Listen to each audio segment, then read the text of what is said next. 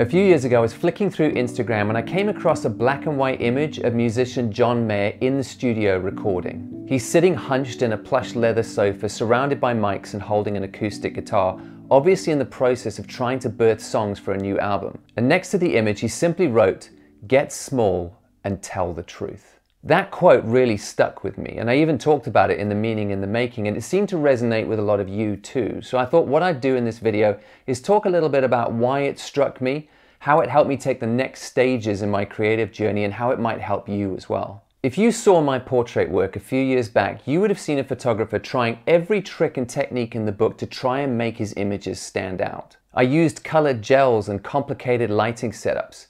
I was faking tilt shift images in Photoshop because I liked the look but couldn't afford the lenses. And I was really into Brenizer images, which is where you take multiple shots on a long focal length with a shallow depth of field and then stitch them together to get that wide but shallow look. But I was overcooking things by stitching 20 to 30 images together sometimes. The reason I kept hopping from technique to technique is I think because I had no confidence in the actual portraits I was taking, and I was trying to find a trick that would impress people because I was worried that my work didn't really have any actual substance to it. Then I read this quote, "Get small and tell the truth." And it was around this time that I was also going back and trying to look at what the master portrait photographers were doing. And I'd worked out by then that the best portraits that I've loved throughout history have been really simply produced. Often just one light or natural light, one lens, no fancy tricks in the camera and no fancy editing techniques. Just a compelling subject and an honest moment. I've always been impressed by artists who can do a lot with a little, kind of like a creative minimalism, I suppose. And recently, I've been trying my hand at something called line and wash. I'm not good at it and I've just begun, but I thought I needed to do something other than photography to start at the bottom of something and remind myself how fun it is just to learn again and be a beginner.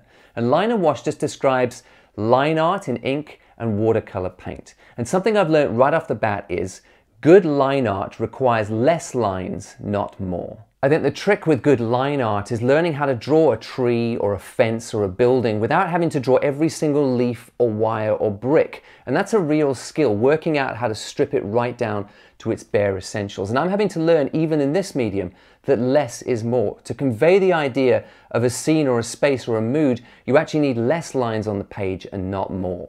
That's why I've always enjoyed John Mayer's music, because he's an old school singer-songwriter who constructs songs as simply as possible, just the bare bones. It's not built around fancy production or thumping beats. It's the bare minimum musically, so it hangs together and then he can put the lyrics on top and communicate the message he wants, which for me makes his music more meaningful. Many people will know that he's actually an incredible guitarist, but when he puts his songs down for his albums, even his guitar solos are very restrained and held back because he doesn't want to take away from the message he's trying to put across. He's not showing off his guitar chops. It's message first for him. I don't think the most interesting thing about our work as makers of things should be the techniques that we use. I think it should be what we're trying to say, and that's usually best done with the bare minimum technique so it's not distracting.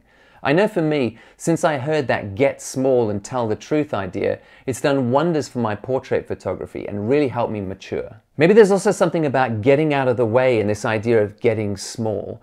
I think a lot of us put out work into the world hoping it will get us attention, and too many artists, I think, only make out of self-promotion or some sort of marketing.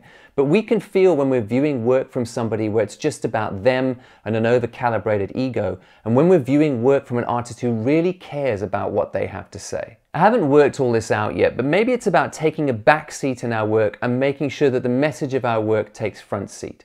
That what we make isn't about our own aggrandizement, but it's actually about giving something that we think is worthwhile to the rest of the world.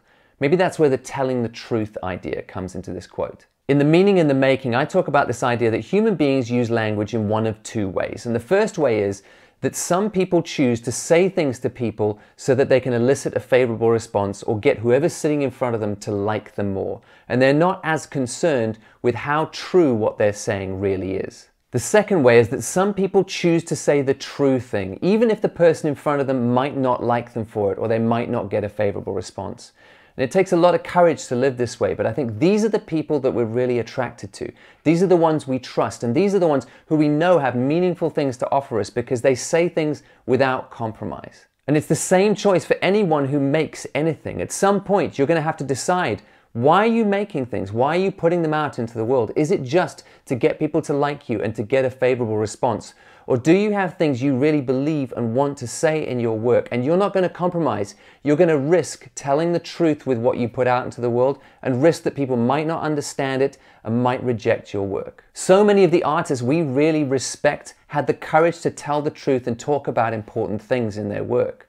I mean, take a filmmaker like Steven Spielberg. Back in his early career when he's making films about sharks and aliens, if you take a close look, what he's often doing actually is talking about divorce and the trouble and pain that causes for the children involved. And he does that because he went through that experience himself, and he believes we need to talk about it as a society. You've heard me talk about the painter Edward Hopper on this channel before, and how his paintings weren't just aesthetically pleasing, but he used them to talk about our sense of isolation and loneliness in our modern urbanizing era.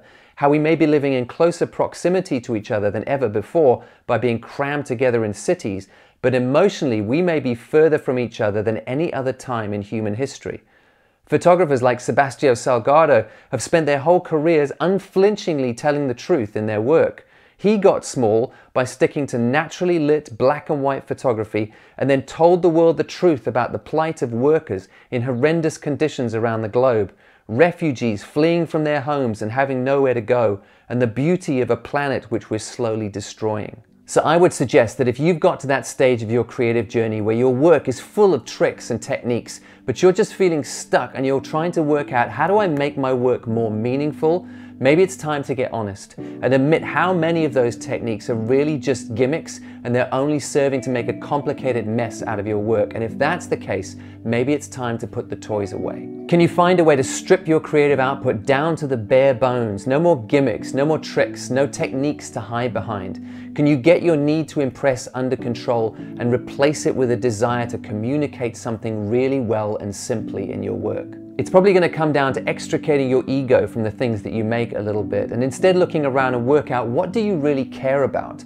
What do you see in the world that's capital T true that you really want to communicate in the things that you make? And then finding the courage to say that as well and as simply as you can. If nothing else, I promise you'll learn something in the attempt. But if you're anything like me, you'll also discover a way forward for your work. Whether you're a photographer, a painter, a writer, or a filmmaker, it doesn't matter. You'll learn more about the power that your chosen art form has to communicate things you believe in. So my challenge is just that. If you're feeling stuck in the things that you make, find ways to get small and tell the truth.